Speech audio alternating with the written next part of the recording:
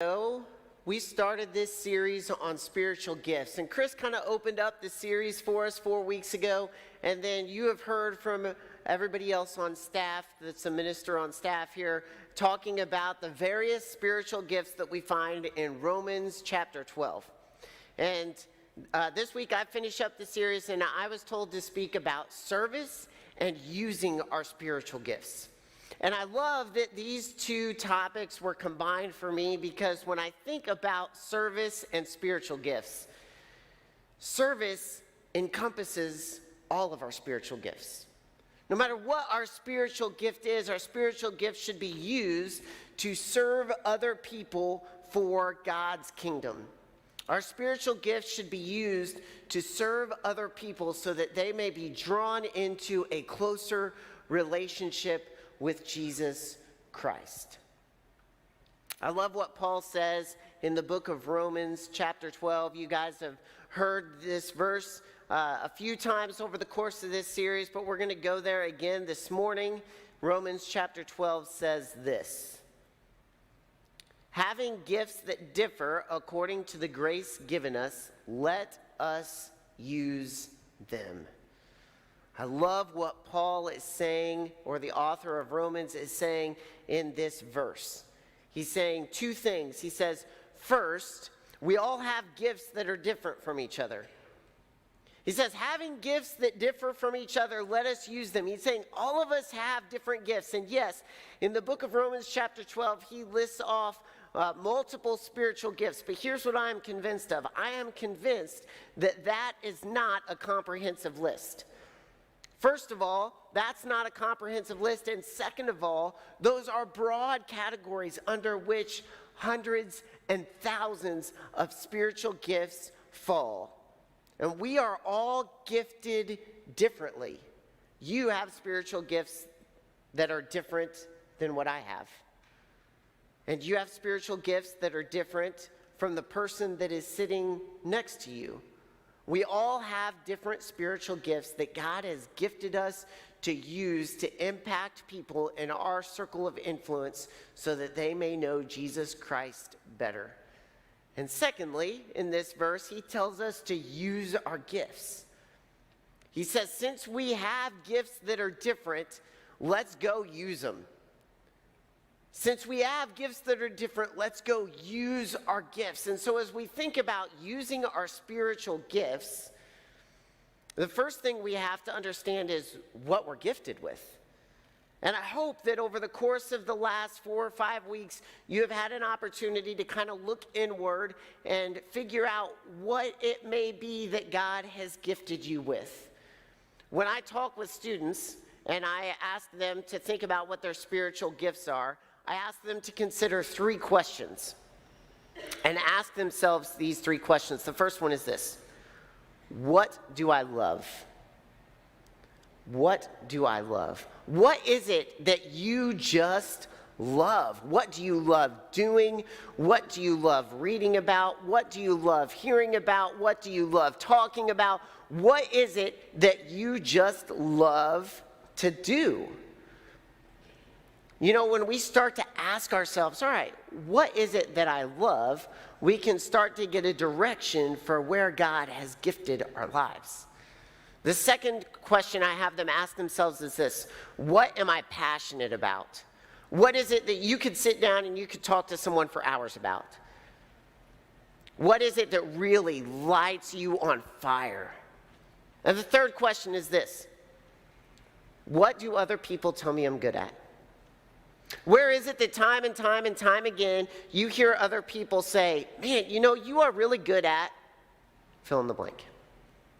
But see, when we start to consider these 3 questions, what do I love? What am I passionate about? What do other people tell me I'm good at? We begin to get a sense of what God has gifted us with. We begin to get a sense of the personality that God has specifically designed for you and for me, so that we can go out with our specific giftedness and use it to impact people for God's kingdom. And so in order to use our spiritual gifts for God's kingdom, we have to know what our spiritual gifts are. And I hope that over the course of the last month or so, you have taken some time to figure out what your spiritual gifts are. And if we want to get really practical, once we figure out what our spiritual gifts are, about how to use our spiritual gifts, then I want to turn to the book of 1 Timothy. Because in the book of 1 Timothy, Paul is writing to Timothy, who was a young leader in the church. Paul is using this letter to encourage Timothy, to help him be the best possible leader and use his gifts in the best possible way to impact this church that he's leading for Jesus Christ. And in 1 Timothy, Paul says this: "Do not neglect the gift you have, which was given you by prophecy when the council of elders laid their hand on you. Practice these things, immerse yourself in them, so that all may see your progress." Now, this verse has a whole lot packed into it. Paul says, don't neglect the gift that you have. Don't neglect it. Instead, he says, first of all, practice these things. Practice these things. See, the first thing we've got to do if we want to get intentional about using our spiritual gifts is we have to practice using it. We have to practice using our gift.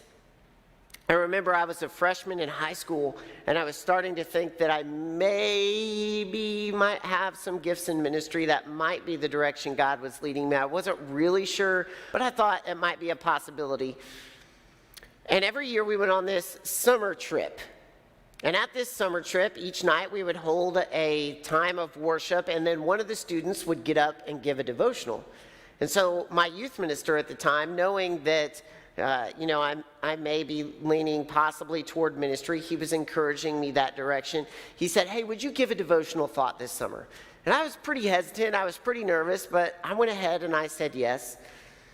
And I worked on this lesson, I worked on this devotion, and I wrote it all out, and I practiced it. And I remember I was like third or fourth night in, and so I'm sitting in the hotel lobby, and I'm working on it and practicing and reading over it.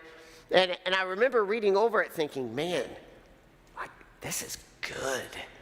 This is going to be like 10 minutes long. Like, I hope this isn't too long because everybody else has only spoken for like 5 minutes, but this is going to be like 10 minutes long. This is going to be awesome.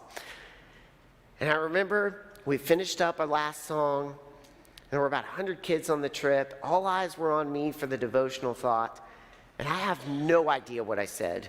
But I do remember that it literally lasted about 90 seconds. And I ended by saying something to the effect of, that's all I have. It was awful. It was horrible, right? And so in that moment, I realized if I was going to explore this giftedness in ministry that God had for me, I was going to have to do some practicing on my public speaking skills. And so I started paying attention to speakers that I felt like were dynamic and started picking out pieces.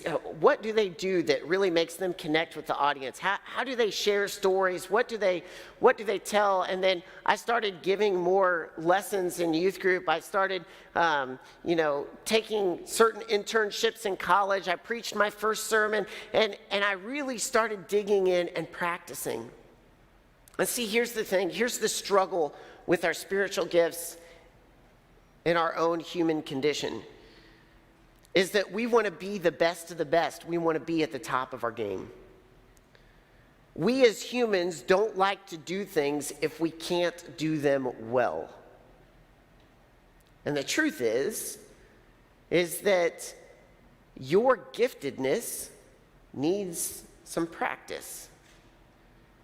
And see, we tend to maybe explore an area of giftedness, but if we're not awesome at it right away, we just are like, I guess I'm not going to do that anymore. And Paul here is saying, and I believe there is a God in heaven that is saying, no, I've gifted you with that, and you are gifted at that specific level of giftedness right now to impact other people at that specific level. And I want you to practice it, and I want you to hone your craft, and I want you to get better, and I want you to engage people at every step along the way as you continue to practice and get better with your gift. You see, we can't give up on our gifts just because we're not great at them right out of the gate, because the truth is, we're not going to be great at anything we do right out of the gate. That doesn't mean it's not something that God's gifted you with. We have to practice. If we want to be intentional about using our spiritual gifts, we have to practice. That means if you're an artist, get your art out there. It means if you love to bake for people. It means if you love to play golf, grab a foursome of guys and go out there and play some golf together. It means if you like to teach, practice teaching. If you like to encourage people, write those notes. Whatever it may be, we have to practice. We have to get better. We have to hone our craft. The second thing, if we can practically use our spiritual gifts, is to use our gift to point attention toward God. Use our gift to point attention toward God. You see, if one struggle is giving up on our gift because we're not great at it, the other struggle is the exact opposite. Because when we get great at a gift, people start to give us attention, and we love attention. I don't know about you guys. I assume that you are similar to me. But this is a struggle for me. I love attention. I love it when people are like, CJ, you did awesome. Like, thank you. No. Right? I love that. And so this is a struggle for me to continually take the attention directed and direct it somewhere else. You know, we've all been around those people that are kind of know they're good at something and they don't mind showing it. They're like, yeah, I'm pretty awesome, right? We know those people. And it's kind of one of those things that's like, yeah, you are good. But there's something to be said for taking attention and directing it somewhere else. Directing it toward God. Directing it toward God. The question is, how do we do that? How do we honestly take attention from ourselves and direct it toward God? Because it's great, it's an easy thing to say, yeah, I'm going to take attention, I'm going to take my giftedness, I'm going to use it, I'm going to go out, I'm going to do great things, and then I'm going to give attention to God. I'm not going to give attention to me, I'm going to give attention to God. But how do you practically do that? Because the truth is that we should humbly accept compliments.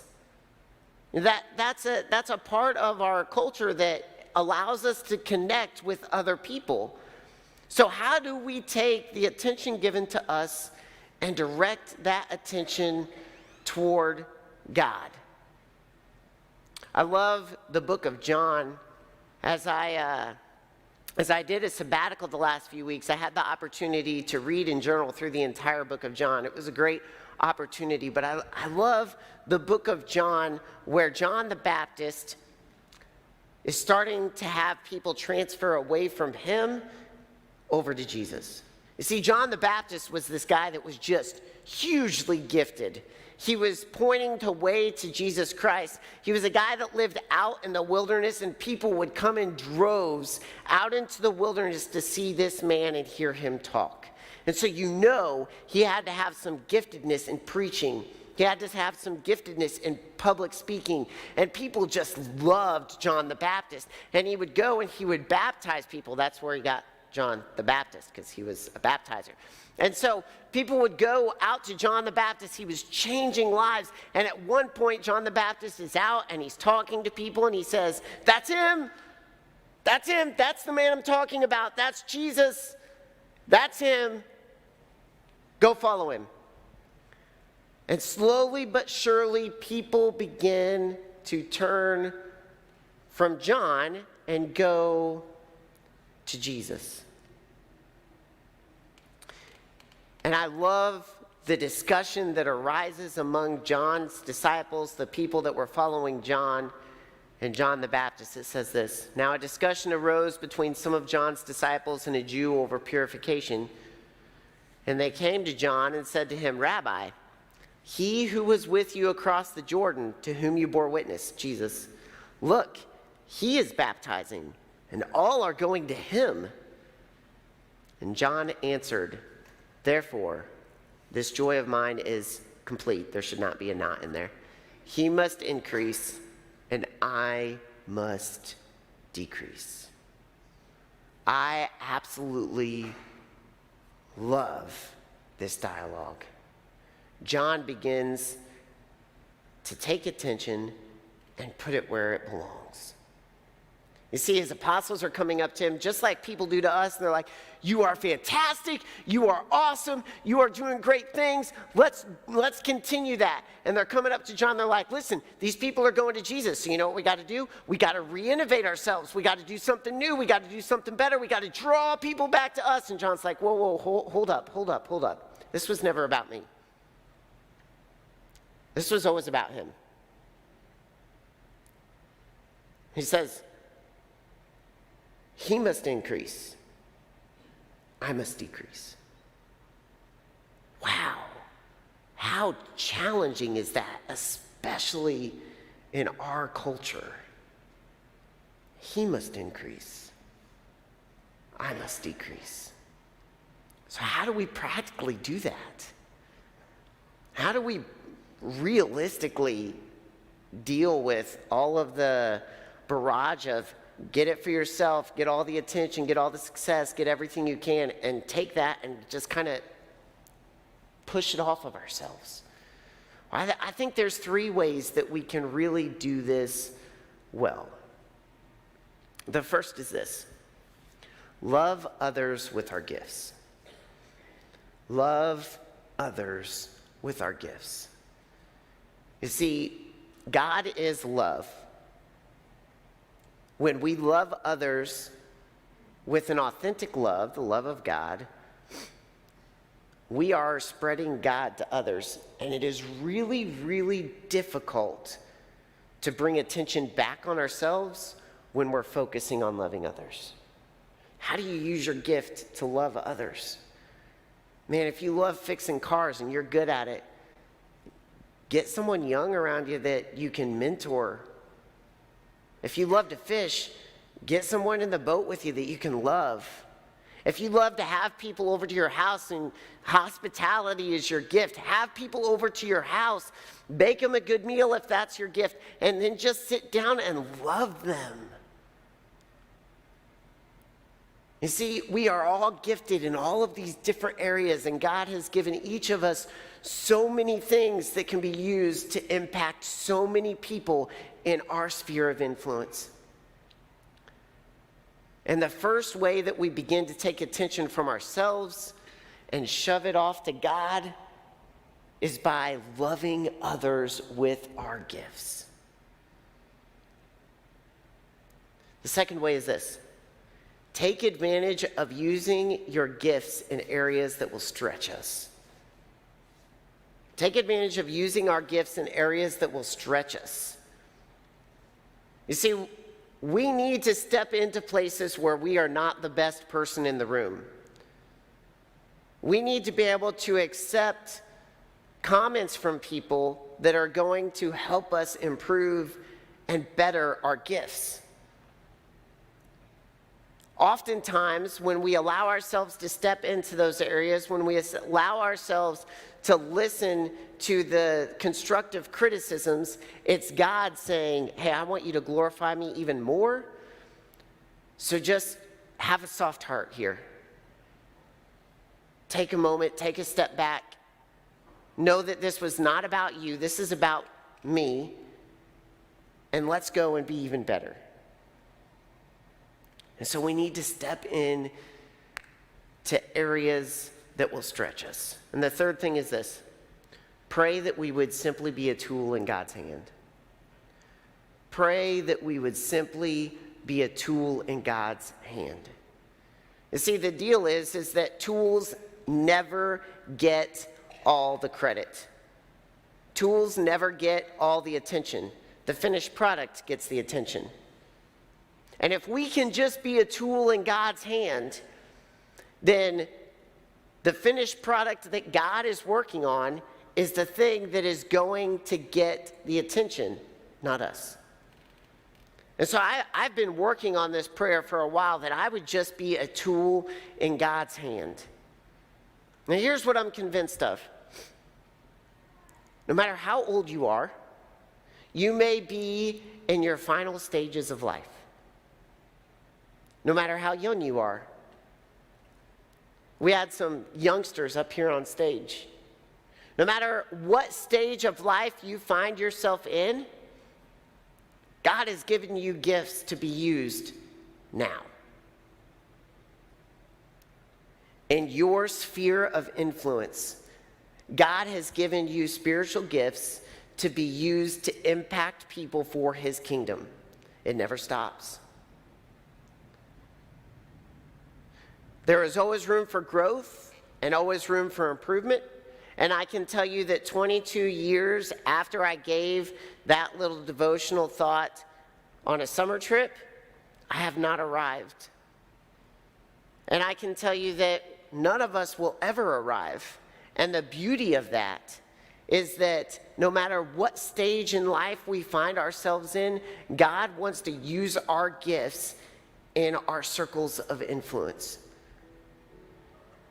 God wants to impact people for his kingdom through the things that he has gifted us with. The job is never over. And that is a beautiful, beautiful thing. Because that means that God is writing a story with you. He's using you as his tool to change this world.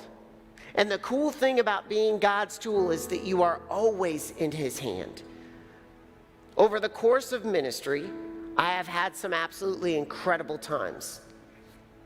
But I've also had some gut-wrenching, excruciating, difficult times. And no matter where we find ourselves in life, in the good or the bad, if we are God's tool, he's got us in his hand. And he's using us to impact people for his kingdom. And it is a beautiful thing. Now, every week I give a practical challenge. And so I want to give you a practical challenge this week. Every week I talk to students, I give a practical challenge. And the practical challenge this week is this. When you go home, if you've not identified what your gifts are, simply sit down with a piece of paper and write out, what do I love? What am I passionate about? What do other people tell me I'm good at? Start answering those questions. The beautiful part about answering those questions is you may start to write down answers and be like, I never ever considered that that could be a spiritual gift from God that can be used for his kingdom. And then, when you've identified that gift this week, I want you to intentionally go out and love someone with that gift. Intentionally go out and find someone and use that gift to the best of your ability and just show some love. And allow God to work with you to impact people for his kingdom in your own sphere of influence. Let's pray.